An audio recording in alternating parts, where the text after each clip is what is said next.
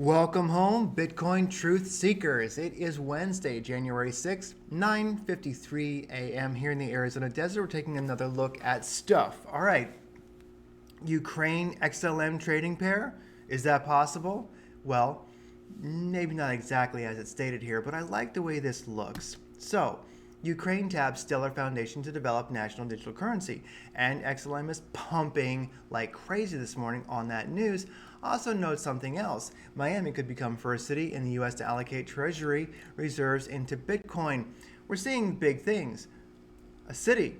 What's next? A state. You've got countries going crypto-centric. It is a big deal. Why are they doing this? Well, to avoid getting totally wrecked in the Great Reset. So Ukraine been having a hard time last couple of years, especially with globalists taking a look at their little land there and fighting wars in the middle of it. Not very nice of a thing to do. Ukraine XLM, countries that get screwed over by the globalists. Well, what's the natural reaction? Be a Bitcoin truth seeker. All right, Bitcoin truth seekers, check out BitcoinDailyView.com. All this stuff is linked to, all the cool stuff, and also some new interviews I wanted to mention. The lovely Daniela interviewed Max Kaiser recently, where he talked about a $228,000 Bitcoin in 2021. I think it's very, very possible. He also made this quote. Bitcoin removes fear from our hearts and replaces it with love. If you click on the link there, I linked right to where he says that. I think it's important. I think it's true. He also mentioned one of his favorite books by Buckminster Fuller. It's on YouTube as an Audible. You can listen to it free. Check it out. A little wisdom never hurt anybody, especially me. I'm listening. I do my best. Also, with his eyes closed, meditating, the rather dapper and intelligent Mark Moss, like myself, he talked about the Great Reset, what it is. This is 17 minutes and 22 seconds of what it is and how you can win like the Ukraine is doing during the Great Reset. Because you know what? When you get screwed over by the globalists, you start doing stuff like this. A Ukrainian XLM trading pair. I love it. Well, with that said, I personally don't want to own nothing and like it, so I'm going with the Ukraine. I think it's beautiful. Miami, Florida, it's a pretty bold state. It's wonderful, and there's going to be a Miami trading pair pretty soon. I like it. So with that said, is it alt season yet? If you're looking at alts and Bitcoin versus USD, well, of course, it pretty much is. Very, very green. XLM 52% up last 24 hours, coming in at 31 cents. That's rocking. ETH up 10%. $1,000. It's old news for Ethereum and Bitcoin, where it looked a little bit weak yesterday on the daily view. Now, rocking, that's over. Dominance 67%. Wow. And Link up 13%. Oh, it is alt season right now. Even XRP up 6%, coming in at 24 cents. And you know, it's funny, XRP got kind of screwed over by the man. Well, you know, you think about it, XLM did not. Now, what is the man going to do looking at XLM now, knowing that it's actually hanging out with countries, helping to make them a real digital currency, not just some centralized garbage? Well, maybe it will be centralized garbage. I don't know. Anyway, this is just interesting news. I do truly wonder if you see this, are you going to see whatever comes from this on Forex exchanges? Or is there going to be some kind of like technocratic, control system like the Chinese government wants to do with their BS national technocratic global currency, or whatever you want to call it? Anyway, Bitcoin, crypto market versus Bitcoin. Well, of course, Bitcoin versus that is 1-to-1. ETH up 3%. ADA also. XRP is even. XRP is making a strong move, despite the globalist plans to destroy it. Or maybe it's all some kind of an interesting conspiracy. Maybe rare. Anyway, so with that said, S&P 500, powerful green candle today. Russell 2000, powerful green candle today. DXY, yeah, then this chart's, even as a reserve currency, people are starting to hedge out. I'd much rather have a real cryptocurrency, scarcity-based, etc., that my country was backed by right now, rather than this, loser. And of course, don't worry, we're going to print more money and just make sure it goes. I'll have to narrow this down so you can see it, how far it's going to dump after after the next stimulus comes out. With that said, Bitcoin versus USDT. All right. Now, if I take our last wick down below, this is a 45-minute chart, our last wick down below, our lowest low recently to our recent high, since we have had a retrace off of 35,788. This actually fits. It's all about doing a fib and then does it fit? Not fit what you want it to look like, but does it fit reality of the chart? This kind of does. They're a matter of, I don't know, the mechanics of the universe and our intent, however you put it. But basically, if we look, we've pumped, we're coming down to the .236 level here in the VPVR. There's plenty of volume there. So we kind of made a bounce off that and we're moving up. So are we going to range between the .236 and basically the zero, the top of this? It looks like we're beginning to range there, and volume definitely does represent that here in the VPVR. ADX is a little low, directional index is good. RSI can turn up, it's looking very, very good. KRI is in a good spot. The wave trend oscillator by Lazy Bear, linked to over there. Bitcoin Daily View is looking good. Good place to turn up. I'm liking it. Now, if we look at the next logical fib extension, if we run up from here, if this seems to fit, if this holds, I know it's a short time frame, but we're parabolic, things are moving, so we'll go with what we can. We got to think on our feet, we got to keep moving. So the negative .0236, the next fib level up, that would be kind of a standard that people use, would be 37,603. After that, the negative .382 would be 38,726. So 3,700. 37,600, I would say that might be the next logical pump area. If we range here for a while, build some momentum, which we are with previous support resistance in the chart now, even though it's a short time frame. If we do look, I mean, it is adding up. We are building some support resistance here, and we do have buy-sell volume. So boom, we'll probably test 3,500 again, go past it, and if we do so, 37,603 is where I'm looking for a next resistance on the way up. Now, where did my chart go for the longer time frames here? It just kind of disappeared. So let me actually fix this real quick. Sorry to keep you guys waiting. I lost my BTC versus USDT. Let's just use we'll use Binance. Let me fire this up. Sorry to keep you guys waiting. I don't mean to like to rock through these things as quickly as they possibly can be rocked through, but I wanted to get a view of the daily. So if we look at the daily chart, yesterday we were kind of wondering, at least I was, which way it was going to go. Are we going to have a continuation of the uptrend, or are we beginning to turn around? Well, basically, things did turn around big time. The top of this candle yesterday, basically the body of ours today is sitting right on it. It's a beautiful bullish signal. MACD is now positive, looking good. Histogram is opening. If we look at a 3-day chart, boom, all green. The parabolic crank, the parabolic rocket ship to Pluto continues. MACD is looking gorgeous. If we look for immediate price action at the MACD to see which way things are going, I think it's definitely an indicator for Bitcoin. It's looking positive. It's looking positive on the 4-hour chart for very, very immediate price action.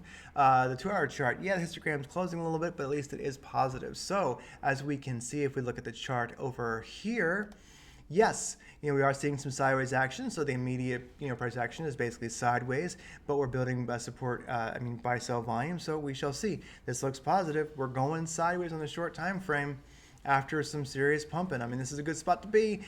When you're in Lambo territory like this, what can you do? We're either going to bounce off the 236 at 30,972. We're going to make the bounce off that, or we're going to start moving towards our logical fib level above of 37,603.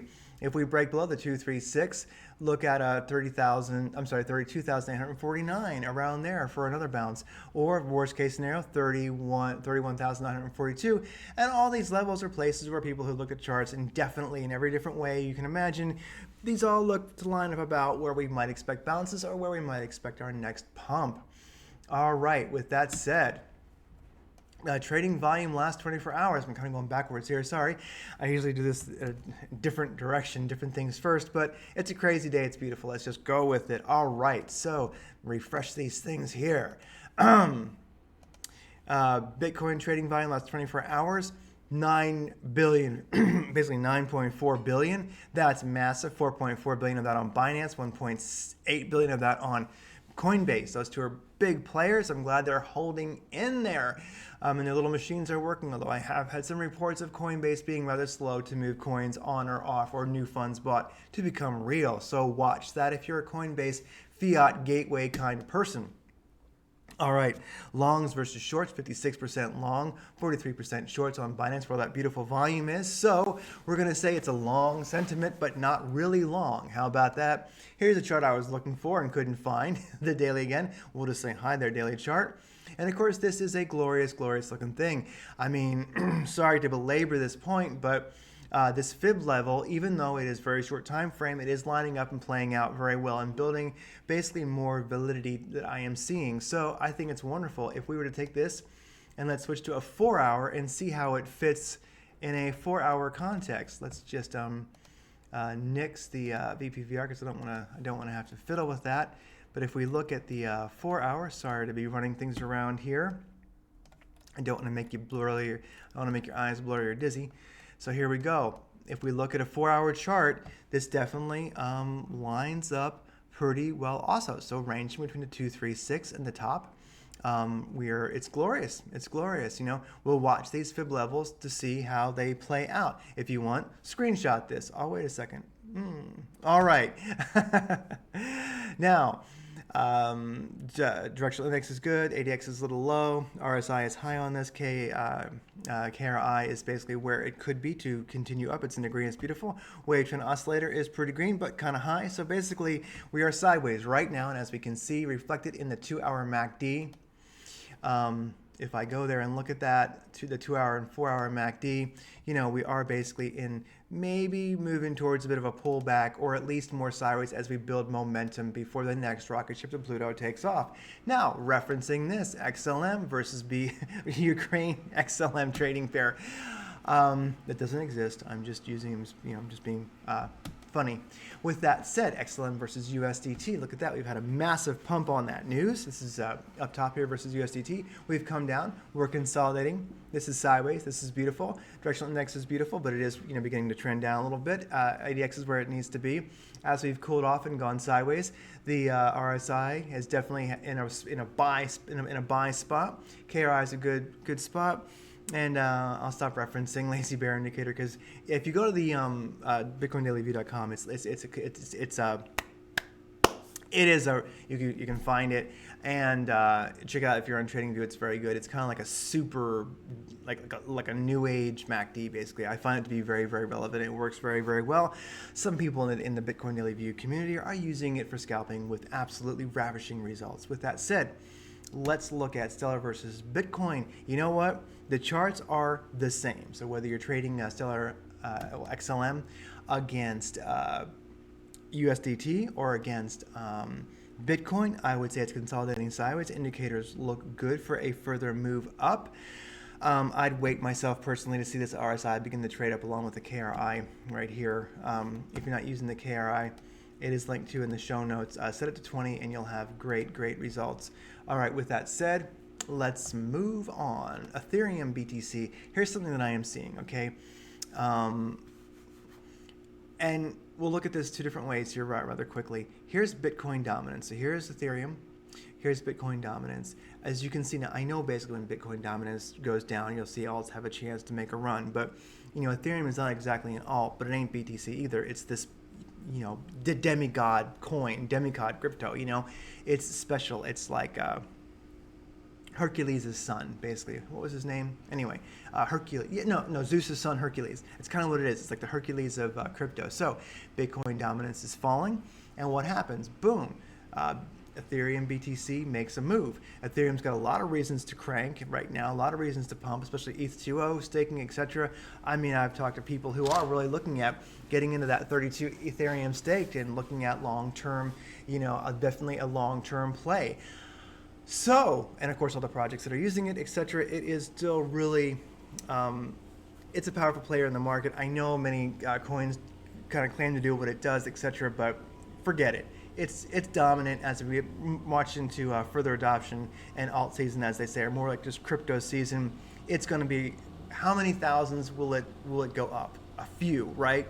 Not financial advice, entertainment purposes only, but you know it's going to crank. So probably at maybe even percentage-wise outperform Bitcoin this year. Could be. So with that said, it's worth noting this Bitcoin dominance goes down, Ethereum goes up. I mean, it's perfect. Some would call that a bullish divergence, basically. So with that said, you can see it a little more clearly here on the 4-hour. So here was the Bitcoin dominance, took a dump recently. You see that? And look how that correlates to Ethereum BTC. Little dump here, so you got this little, actually kind of good sized dump for Bitcoin dominance here. You can see it very clearly. And then if we look, what did upon, like once this started dumping, Bitcoin dominance did, what did Ethereum do? 37%, an easy 35%, in a day. So right now, why I note this is if you watch, Bitcoin dominance is beginning to trend down again. And what is Ethereum doing? Ethereum BTC, it's trending up. Indicators are all good. This RSI is in a great pump position, so is the KRI. Lazy Bear indicators looking great.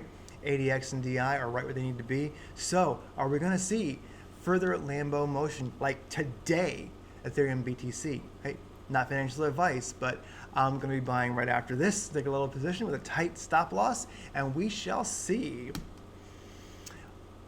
Algorand, big player. I'll talk about this one more later, why I think it's a big player in the market, but basically it had a nice move today. Now it's consolidating sideways, a move today. This is USDT, this is Bitcoin. So a pump and sideways, in consolidation. Good indicators look like we could have a further move up. ETHBTC up top here. Actually, I got it kind of backwards. Yeah, Theta versus Tether, Theta versus Bitcoin on the bottom, Theta versus Tether. Look at that. Beautiful green candle. Beautiful, beautiful movement today. Indicators are starting to turn up. They actually look pretty positive to me, even if the ADX is a little bit low. Let's look at the versus Bitcoin. Well, Bitcoin's making big moves today. This is the Theta versus BTC. It can't quite get over that 200 moving average, but the indicators look like it's moving in that direction. Theta versus USDT, well, it's above the 200 moving average. All is looking good. Kind of making a bounce off it. You can see right here off the 200 moving average on the 45-minute chart. This is looking pretty powerful. So a lot of alts are in this position, really. Polkadot. Beautiful move above the 200 moving average on the 45-minute chart here, and it just continues. The indicators to me look like it's getting ready to run further today against Tether. Looking at Bitcoin, it took a dump below the 200 moving average recently. It's all about can it get above it. Right now, indicators are looking down a bit, but if you start to see movement and break above the 200 moving average and you see support above that, boom, it's probably back in Lambo mode. All right, everybody. Thank you absolutely so much for watching. Thank you for being part of the peaceful revolution. I truly do 100% believe in what Max Kaiser says, that Bitcoin removes the fear from our hearts and replaces it with love. Click on that link and watch it. And I think you'll be glad you did. Something that I'm not a snake oil salesman, but I do make a little bit of money off affiliate links. And I will say Bybit is the new hotness as far as exchanges go. You got to use a VPN if you're in the US. Please use my affiliate link if you do join. But Crypto Zombie, don't use his affiliate link, but watch his video. This is brand new on the ins and outs and the badassness of Bybit. I want to believe, and as a matter of fact, I do believe. Welcome and thank you for being part of the crypto revolution, Bitcoin truth seekers. And I will see you again tomorrow.